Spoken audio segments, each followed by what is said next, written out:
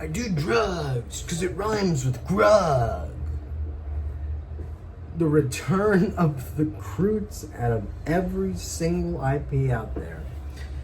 Today we're talking about the Croods, and I guess just meme culture in total. This came straight out of fucking left field.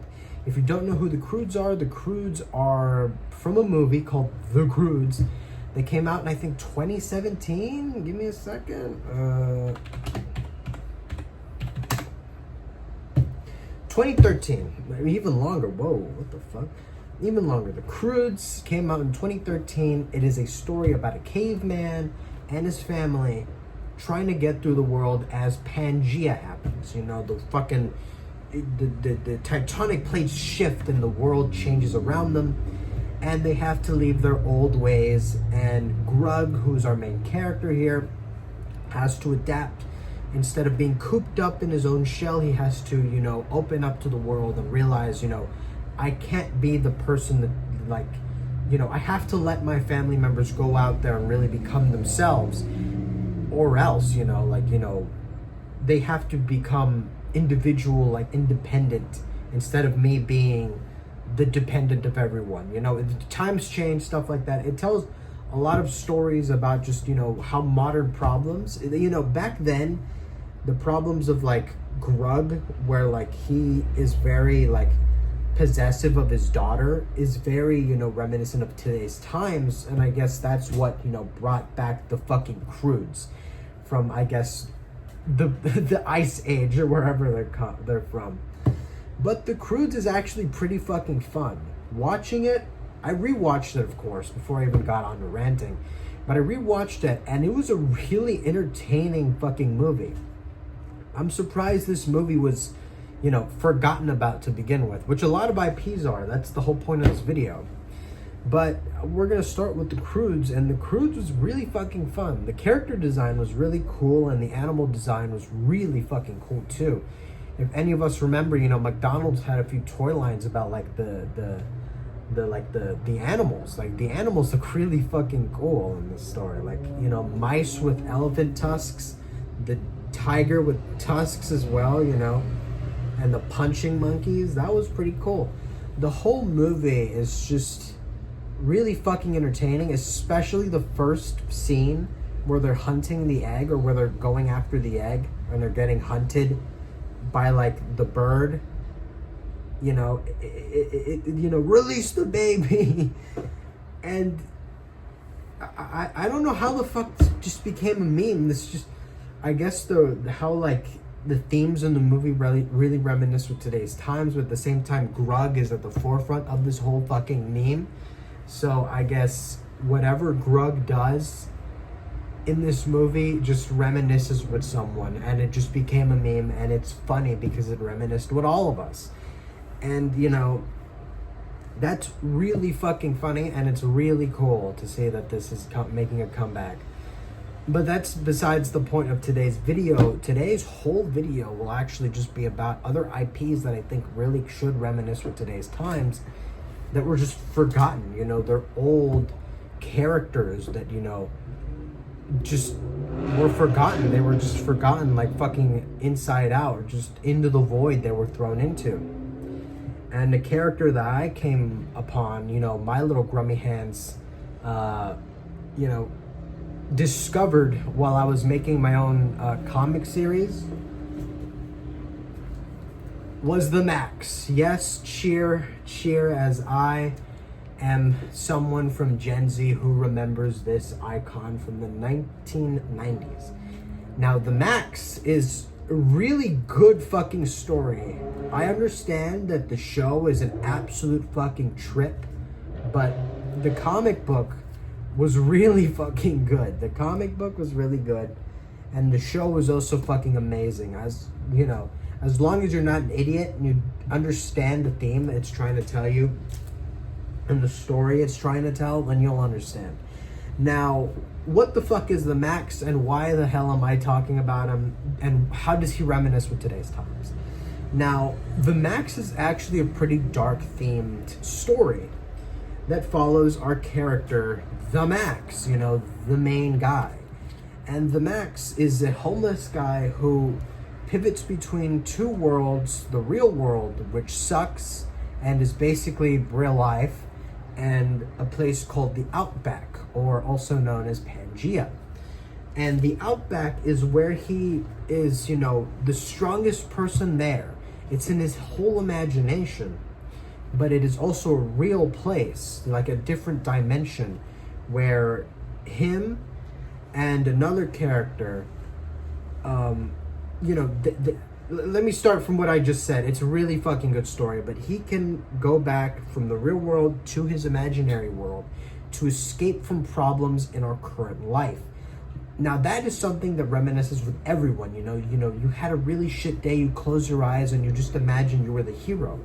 You saved the day, you're a superhero, but then you open your eyes and then you're back to where you were. You suck, you're unemployed,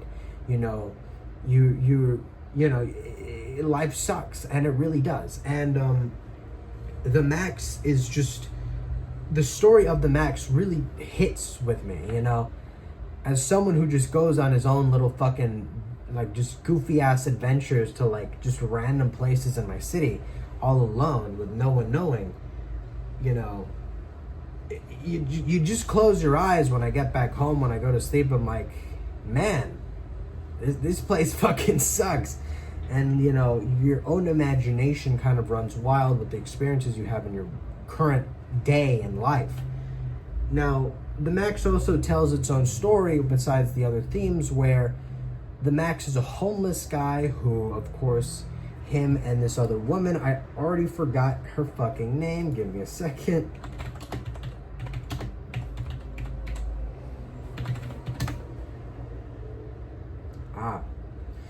There she is. Damn. The Max and a woman named Julie Winters. I was just about to say Julie Winter, or just Julie.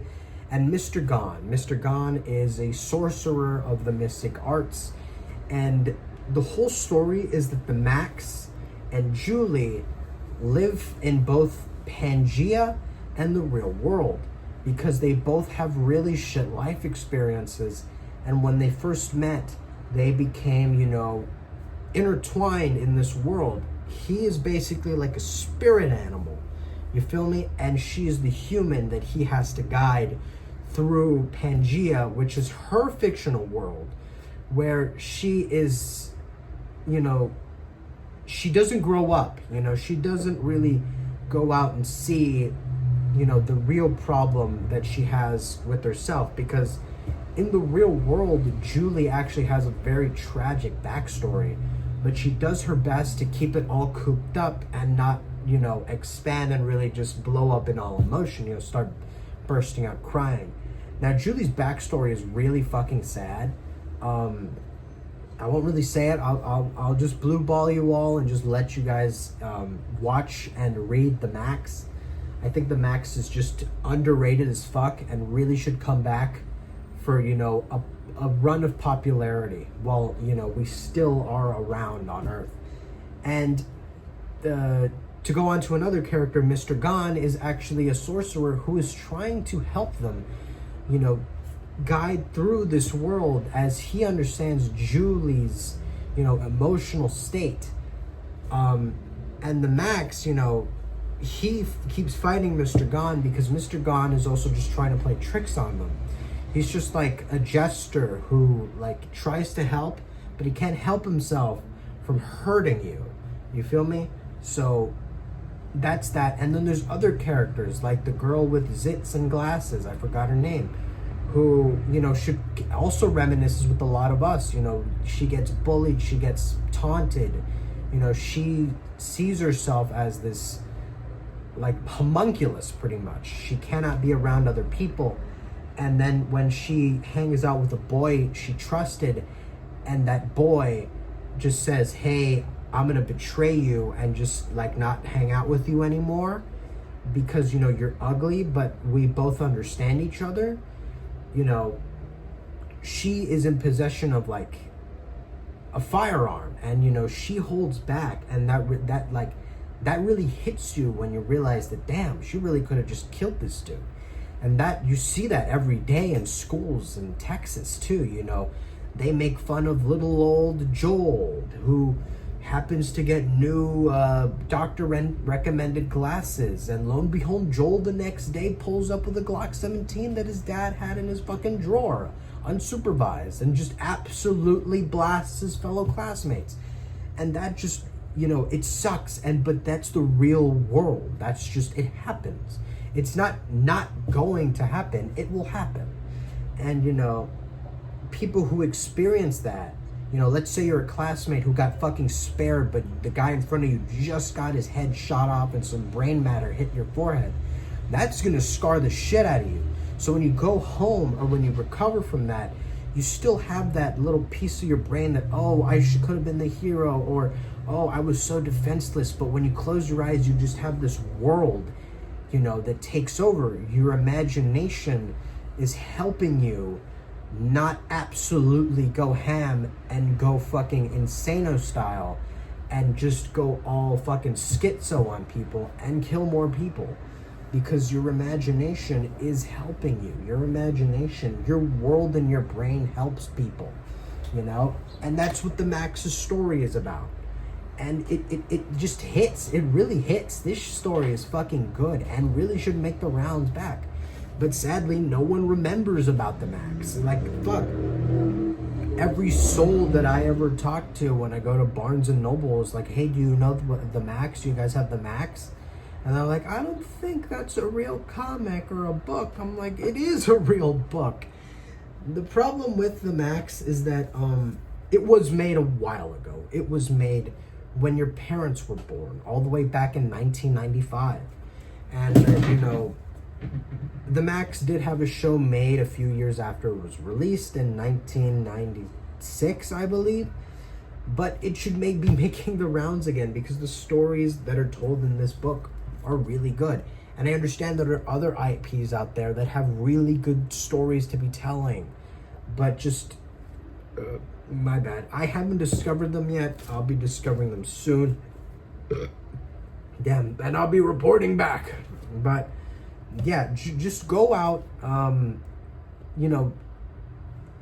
just go out and watch the Max, or read the Max, or just go out and read your own IP that people don't really remember, but you really reminisce with, because, maybe it affected you in your life, Now, the Max didn't affect me in my life. It was just a really good fucking show.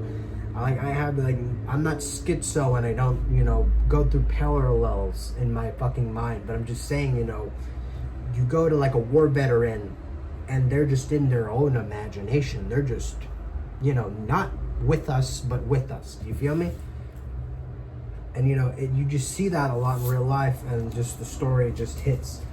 But just, yeah, there's IPs out there that have fucking really good stories, but were really underrated and forgotten. And the Max is just one of them. And there's probably hundreds out there too. And yeah, that's just the whole point of this video. I'm gonna keep drawing half-naked dudes and half-naked women, learning how to draw, and I'm the Max. See ya.